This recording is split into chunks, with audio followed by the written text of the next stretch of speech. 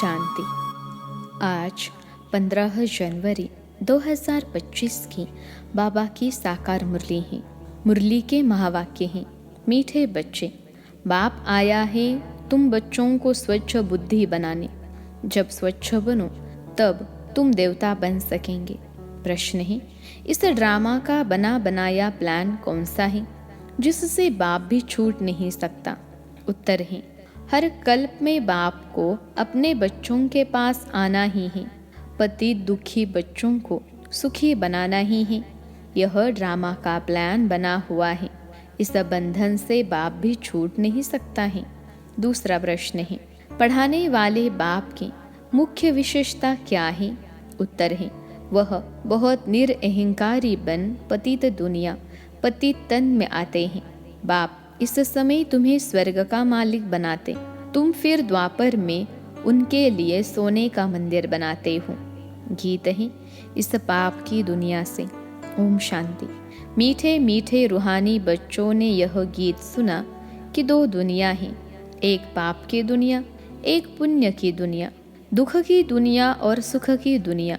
सुख जरूर नई दुनिया नए मकान में हो सकता है, पुराने मकान में दुख ही होता है, इसलिए उनको खलास किया जाता है। फिर नए मकान में सुख में बैठना होता है।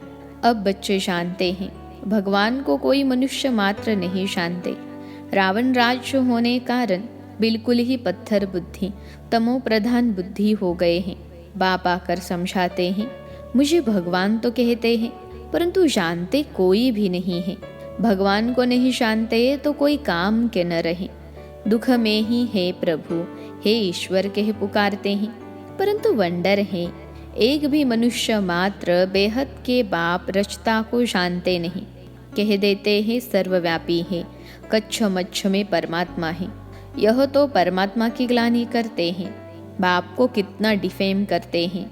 इसलिए भगवान वाच है, जब भारत में मेरी और देवी देवताओं की ग्लानि करते करते सीढ़ी उतरते तमो प्रधान बन जाते हैं, तब मैं आता हूँ। ड्रामा अनुसार बच्चे कहते हैं इस पार्ट में भी आना पड़ेगा। बाप कहते हैं यह ड्रामा बना हुआ है, मैं भी ड्रामा के बंधन में बंधा हुआ हूँ। इस ड्रामा से मैं भी छूट नहीं सकता हूँ। मुझे भी पतित को पावन बनाने आना ही पड़ता है, नहीं तो नई दुनिया कौन स्थापन करेगा? बच्चों को रावण राज्य के दुखों से छुड़ाए नई दुनिया में कौन ले जाएगा? भले इस दुनिया में ऐसे बहुत ही धनवान मनुष्य हैं, समझते हैं हम तो स्वर्ग में बैठे हैं, धन है, महल है, एरोप्लेन है, परंतु अचानक ही कोई बीमार हो पड़ते हैं, बैठे बैठे मर जाते हैं। कितना दुख होता है। उन्हों को यह पता नहीं कि सतयुग में कभी अकाले मृत्यु होती नहीं। दुख की बात नहीं, वहाँ आयु भी बड़ी रहती है, यहाँ तो अचानक मर जाते हैं। सतयुग में ऐसी बातें होती नहीं, वहाँ क्या होता है यह भी कोई नहीं जानते। इसलिए बाप कहते हैं कितनी तुच्छ बुद्धि है, मैं आकर इन्हों को स्वच्छ बुद्धि बनाता हूँ। रावण पत्थर बुद्धि तुच्छ बुद्धि बनाते हैं, भगवान स्वच्छ बुद्धि बना रहे हैं। बाप तुमको मनुष्य से देवता बना रहे हैं। सब बच्चे कहते हैं सूर्यवंशी महाराजा महारानी बनने आए हैं। एम ऑब्जेक्ट सामने है, नर से नारायण बनना है। यह है सत्य नारायण की कथा। फिर भक्ति मार्ग में ब्राह्मण कथा सुनाते हैं। सचमुच कोई नर से नारायण बनता थोड़े ही है, तुम तो सचमुच नर से नारायण बनने आए हो। कोई कोई पूछते हैं आपकी संस्था का उद्देश्य क्या है? बोलो नर से नारायण बनना, यह है हमारा उद्देश्य। परंतु यह कोई संस्था नहीं है, यह तो परिवार है। माँ बाप और बच्चे बैठे हैं। भक्ति मार्ग में तो गाते थे तुम मात पिता। हे मात पिता, जब आप आते हैं तो हम आपसे सुख घनेरे लेते हैं, हम विश्व के मालिक बनते हैं। अभी तुम विश्व के मालिक बनते हो ना, सो भी स्वर्ग के। अब ऐसे बाप को देखते कितना खुशी का पारा चढ़ना चाहिए, जिसको आधा कल्प याद किया है। हे भगवान आओ, आप आएंगे तो हम आपसे बहुत सुख पाएंगे। यह बेहद का बाप तो बेहद का वर्षा देते हैं। सो भी 21 जन्म के लिए। बाप कहते हैं मैं तुमको देवी संप्रदाय बनाता हूँ, रावण आसुरी संप्रदाय बनाते हैं। मैं आदि सनातन देवी देवता धर्म की स्थापना करता हूँ। वहाँ पवित्रता के कारण आयु भी बड़ी रहती है। यहाँ है भोगी, अचानक मरते रहते हैं। वहाँ योग से वर्षा मिला हुआ रहता है। आयु भी 150 वर्ष रहती है। अपने समय पर एक शरीर छोड़ दूसरा लेते हैं। तो यह नॉलेज बाप ही बैठ कर देते हैं। भक्त भगवान को ढूंढते हैं, समझते हैं। शास्त्र पढ़ना, तीर्थ आदि करना, यह सब भगवान से मिलने के रास्ते हैं। बाप कहते हैं यह रास्ते है ही नहीं, रास्ता तो मैं ही बताऊंगा। तुम तो कहते थे हे अंधों की लाठी, प्रभु आओ हमको शांति धाम सुखधाम ले चलो। तो बाप ही सुखधाम का रास्ता बताते हैं। बाप कभी दुख नहीं देते, यह तो बाप पर झूठे इल्जाम लगा देते हैं। कोई मरता है तो भगवान को गाली देने लग पड़ते। बाप कहते हैं मैं थोड़े ही किसी को मारता हूँ या दुख देता हूँ, यह तो हर एक का अपना पार्ट है। मैं जो राज्य स्थापन करता हूँ वहाँ अकाली मृत्यु, दुख आदि कभी होता ही नहीं। मैं तुमको सुखधाम ले चलता हूँ। बच्चों के रोमांच खड़े हो जाने चाहिए। ओहो, बाबा हमको पुरुषोत्तम बना रहे हैं। मनुष्यों को यह पता नहीं है कि संगम युग को पुरुषोत्तम कहा जाता है। भक्ति मार्ग में भक्तों ने फिर पुरुषोत्तम मास आदि बैठ बनाए हैं। वास्तव में है पुरुषोत्तम युग, जबकि बाप आकर ऊंचते ऊंच बनाते हैं। अभी तुम पुरुषोत्तम बन रहे हो। सबसे ऊंचते ऊंच पुरुषोत्तम लक्ष्मी नारायण ही बनते हैं। मनुष्य तो कुछ भी समझते नहीं। चढ़ती कला में ले जाने वाला एक ही बाप है। सीढ़ी पर किसको भी समझाना बहुत सहज है। बाप कहते हैं अब खेल पूरा हुआ, घर चलो। अभी यह पुराना छीछी चोला छोड़ना है। तुम पहले नई दुनिया में सतो प्रधान थे, फिर 84 जन्म भोग तमो प्रधान शूद्र बने हो। अब फिर शूद्र से ब्राह्मण बने हो। अब बाप आए हैं भक्ति का फल देने। बाप ने सतयुग में फल दिया था। बाप है ही सुखदाता। बाप पतित पावन आते हैं तो सारी दुनिया के मनुष्य मात्र तो क्या, प्रकृति को भी सतो प्रधान बनाते हैं। अभी तो प्रकृति भी तमो प्रधान है। अनाज आदि मिलता ही नहीं। वह समझते हैं हम यह करते हैं, अगले साल बहुत अनाज होगा, परंतु कुछ भी होता नहीं। नेचुरल कैलेमिटीज़ को कोई क्या कर सकेंगे। फेमन पड़ेगा, अर्थक्वेक होगी, बीमारियां होंगी, रक्त की नदियां बहेंगी। यह वही महाभारत लड़ाई है। अब बाप कहते हैं तुम अपना वर्षा पालो। मैं तुम बच्चों को स्वर्ग का वर्षा देने आया हूँ। माया रावण श्राप देती है, नरक का वर्षा देती है। यह भी खेल बना हुआ है। बाप कहते हैं ड्रामा अनुसार मैं भी शिवालय स्थापन करता हूँ। यह भारत शिवालय था, अभी वेश्यालय है। विषय सागर में गोता खाते रहते हैं। अभी तुम बच्चे शांते हो। बाबा हमको शिवालय में ले जाते हैं तो यह खुशी रहनी चाहिए ना। हमको बेहद का भगवान पढ़ा रहे हैं। बाप कहते हैं मैं तुमको विश्व का मालिक बनाता हूँ। भारतवासी अपने धर्म को ही नहीं जानते। हमारी बिरादरी तो बड़े ते बड़ी है, जिससे और बिरादरियाँ निकलती हैं। आदि सनातन कौन सा धर्म, कौन सी बिरादरी थी, यह समझते नहीं हैं। आदि सनातन देवी देवता धर्म वालों की बिरादरी, फिर सेकंड नंबर में चंद्रवंशी बिरादरी, फिर इस्लामी वंश की बिरादरी। यह सारे झाड़ का राज और कोई समझा न सके। अभी तो देखो कितनी बिरादरियां हैं, टाल टालियाँ कितनी हैं। यह है वैरायटी धर्मों का झाड़। यह बातें बाप ही आकर बुद्धि में डालते हैं। यह पढ़ाई है, यह तो रोज पढ़नी चाहिए। भगवान उवाच मैं तुमको राजाओं का राजा बनाता हूँ। पतित राजाए तो विनाशी धन दान करने से बन सकते हैं। मैं तुमको ऐसा पावन बनाता हूँ जो तुम 21 जन्म के लिए विश्व का मालिक बनते हो। वहाँ कभी अकाले मृत्यु होती नहीं। अपने टाइम पर शरीर छोड़ते हैं। तुम बच्चों को ड्रामा का राज भी बाप ने समझाया है।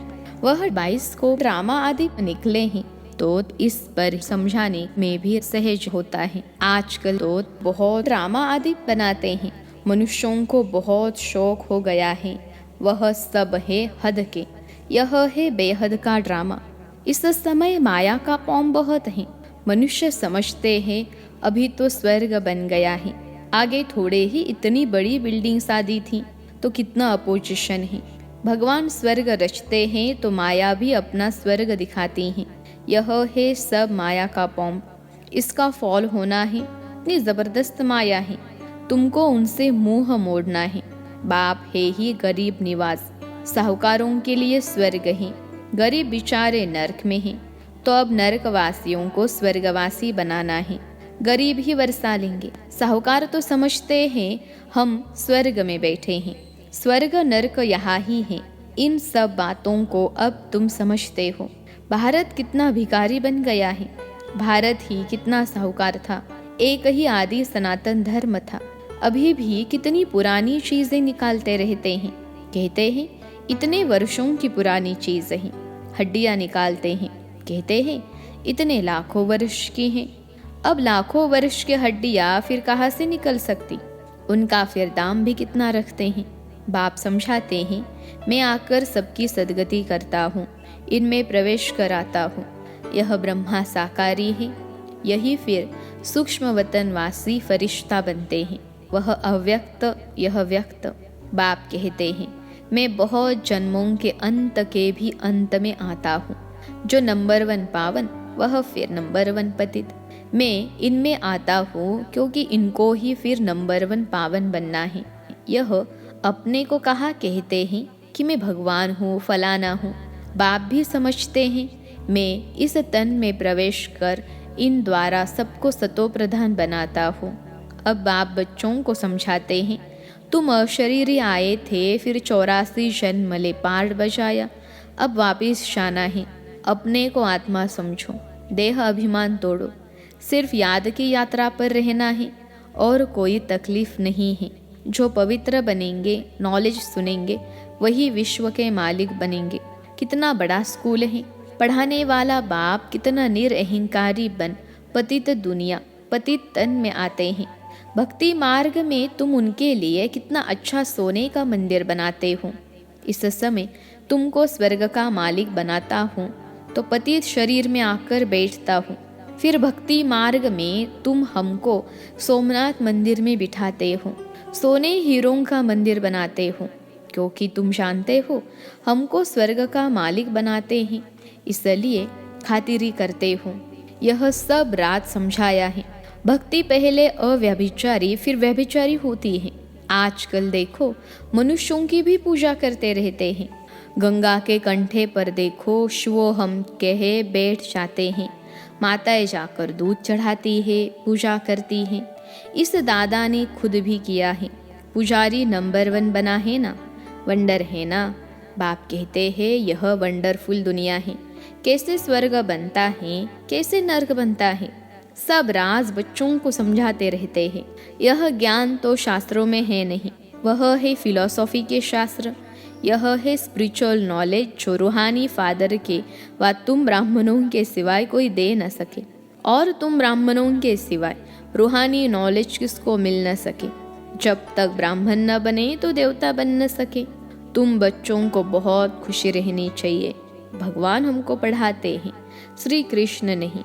अच्छा, मीठे मीठे सिखलते बच्चों प्रति माता पिता बाप दादा का याद प्यार और गुड मॉर्निंग।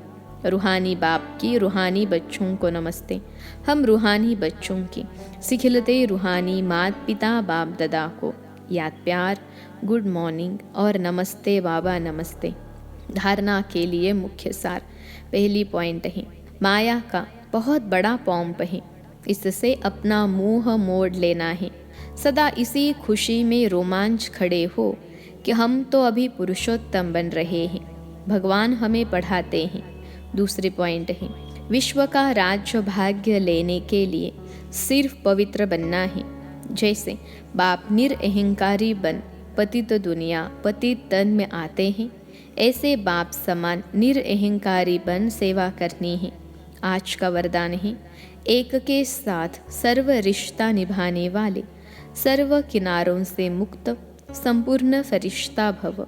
एक के साथ सर्व रिश्ता निभाने वाले, सर्व किनारों से मुक्त संपूर्ण फरिश्ता भव। विश्लेषण है, जैसे कोई चीज़ बनाते हैं, जब वह बनकर तैयार हो जाती है तो किनारा छोड़ देती है।